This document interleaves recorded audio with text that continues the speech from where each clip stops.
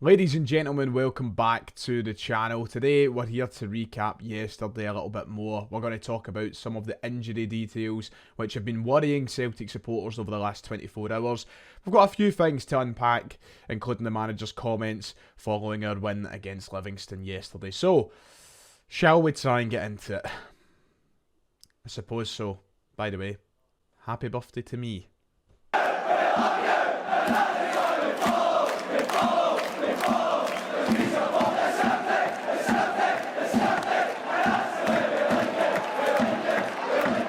Hello, if you haven't already, make sure to hit like and subscribe. It would be much appreciated. I am back feeling somewhat better. If you watched yesterday's match reaction, you know I wasn't at the game. Wasn't feeling the greatest, but I'm recovering. I'm on the mend. Sickness is leaving my body, which is good. But aye, like and subscribe. Don't worry about me. I am surviving. I'm alive. I mean, unlucky for you, I suppose. Very glad Celtic never ruined my birthday weekend with a cup exit yesterday, but we got the job done. A Dyson Maeda hat-trick helped us towards the win in yesterday's game in the quarter-finals of the competition. Tonight we'll find out who we'll face in the semi-finals of the Scottish Cup following the Morton and Hearts game. I have a feeling, a sneaking suspicion that we could see a derby semi-final because, you know, there's three things in this life which are certain.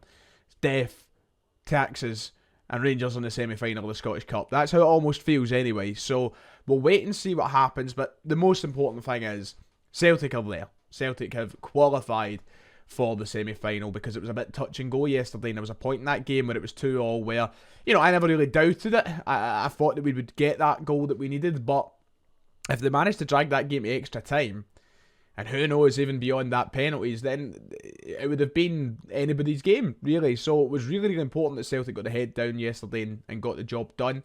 We spoke in great detail about yesterday's game and the match reaction if you haven't seen it. But arigato, Dyson. Gracias. So, a lot to catch up on following yesterday's game, but I think the biggest thing that needs to be spoke about and the thing that seems to be the topic of conversation today is this injury crisis, which is not new. It's hampered the Celtic side all season from start to finish. We have been missing key players at different times with severe injuries, not just little niggles or anything like that. Big injuries. Cameron Carter-Vickers, who we're going to talk about, has missed some big portions of this campaign. Rio Hatate, as we know, has faced basically a full season on the sidelines. And now we've got Calum McGregor added into the mix with a lot of rumours circulating his injury. A lot of people are worried, especially now that we're into the thick of it. This is the run-in. This is it now. There's trophies on the line. There's a league title on the line. And you need your spine of the team to be there when you're fighting for a league title. You need your captain to be there when you're fighting for a league title. But when you think of injuries happening to Cameron Carter-Vickers, Calum McGregor, and Rio Hatate, you are arguably talking about Celtic's three most important players. And I genuinely think you can make a case for it being those three who are the most important. One's your captain, one's your defender who has been the best centre-half we've seen at Celtic in years and years. The other being Rio Hatate, who's one of the most technically gifted footballers we've ever seen at Celtic.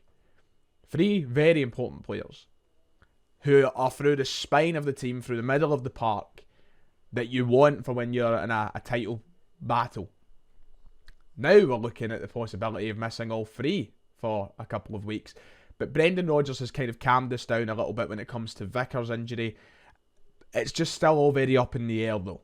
So here was the update on Cameron Carter-Vickers and his situation at the moment. Brendan Rodgers said, we're just going through something very light on Saturday and he felt something in the back of his leg. He was okay to continue training, but we just didn't want to take any risk whatsoever with him. As much as he wants to play every game and wants to be there, we had this earlier in the season when he said he was okay, but we ended up losing him for a number of matches. Hopefully it's nothing too serious. We just have to wait and see. If players are fit and available, then we can't stop them going on internationals. He will obviously be called up for the USA, I'm sure, but we'll just have to wait and see what the scan result says. So the absence from yesterday's game, purely precautionary, but I guess the worry now is with the wait and seeing what the scan result returns. Cameron Carter-Vickers has been incredibly unfortunate with injury this year, to the point where I get it is concerning for Celtic supporters. It's concerning thinking about injury prone being a thing that Cameron Carter-Vickers is susceptible to. Just that proneness to injury after injury, and especially when you look at the majority of his injuries have been all in the leg. Now, he's felt something. I don't know if it's the same area where he was struggling with in his last couple of injuries. But this is the situation we now face. God knows what the scan is going to return. So I guess there is a nervous and anxious sort of wait to see what that scan returns. But I guess the positive you've got to try and take from this one is the fact that it was a precautionary absence. It's not like at this moment of time they've took him out because he's got something that will keep him out for weeks. You've just got to hope the scan confirms that. And that it was just something that they didn't want to risk. And I completely understand. Look, listen, when I didn't see his name in the team sheet yesterday, of course, your mind jumps to the worst case scenario straight away. It's just how the mind works, really. But obviously, you jump to that conclusion. You jump to the scenario of he's out, he's injured. But they've made the right decision. We've seen, as Brendan Rodgers commented on, what's happened in this season, exactly what happens when you rush players back or you put them out there when they're not 100%. And if this is a game that we had to sacrifice him, yeah, it would have been nice to have him there. It probably was the best time and best opportunity to do that. So we'll wait and see what this scan returns back saying. I hope that Cameron Carter-Vickers is okay. All the best to him at the moment. He is so important. I think that you've seen yesterday how annoyed people are getting with the defensive situation at the minute. How frustrated people find watching certain players navigate their way around the back the way they do, and people are just desperate to have Cameron Carter-Vickers in that team every week. I'm hoping that this is something that come the end of this season is done, because at this point you are now seriously having to ask yourself the question, it's not just one centre half Celtic need to join Cameron Carter-Vickers, it's a centre half who's going to be just as good as Cameron Carter-Vickers to take his place if this becomes a recurring thing. And I really hope it doesn't. I think that this is probably something that's going to require surgery, if we're being quite honest. Something that we can't afford right now with the position that we're in, fighting for a league title. But come summer, it might need to be considered if it's the only way to solve these recurring injury problems. So it's going to be a weird few months to find out everything in the full diagnosis of Cameron Carter-Vickers.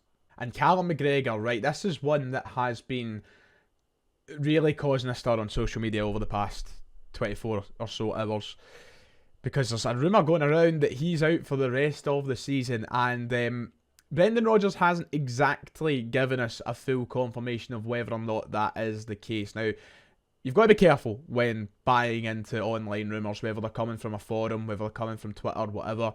You've got to be very careful. Take everything with a pinch of salt, and I can't come on here and confirm or deny that's the case, that he's out for the season. I don't have any insider knowledge that would be able to tell you that confidently.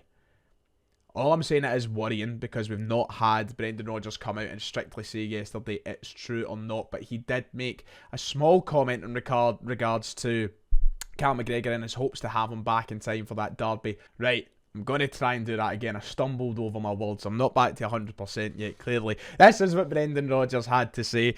He said, "It's always tough if you have your top players and your captain not available. Of course, there will be other players who can come in, but the level that he brings to the game is beyond what a lot of our players can do. Fingers crossed again we can get to the bottom of that and he'll be available with us after the international break." So, you know, the initial report about his injury was that he would be out till after the international break. We knew that, we understood that, and it's obviously the case. We're not going to see him at the weekend when we're back at Celtic Park. But yeah, we need to hope he's back after this international break. If he's not, and we don't hear anything about it, I will begin to worry and hope and think the worst. That he will be out for the rest of the campaign. Is something that Celtic can't afford. You know, his absence is what a difference it makes in the side, and not a good difference. And this is the thing: Calum McGregor has not had the best season. We all know that, and I think he would tell you that himself. And maybe injuries in the back of his mind and things not being 100% have perhaps hampered him. But he's not had the greatest season, so it's nuts to see the difference it still makes of him being absent, even when he's not having the greatest campaign. So I hope and I pray that it is not an end of the season one for him. We need him back big time. We need that leadership. We need that character he brings to the side. He's huge. Obviously, we need to wait to see what the manager says. And in regards to Rio Hatate, we haven't got much else yet. I don't expect to see him back this weekend. But the initial reports when he returned from the Asia Cup was that he would be out for 4 to 6 weeks. We are now at that point where it has been that time frame. Should we expect to see Rio Hatate back after the international break? I hope so. Neither can confirm or deny that, just like the McGregor stuff. The manager hasn't given us an update on him for quite a while now, but I'm hoping that he's back. If we can come back from the international break with all 3 of those players available, we'll be in a good position. But if not, we have a serious problem when challenging for a league title.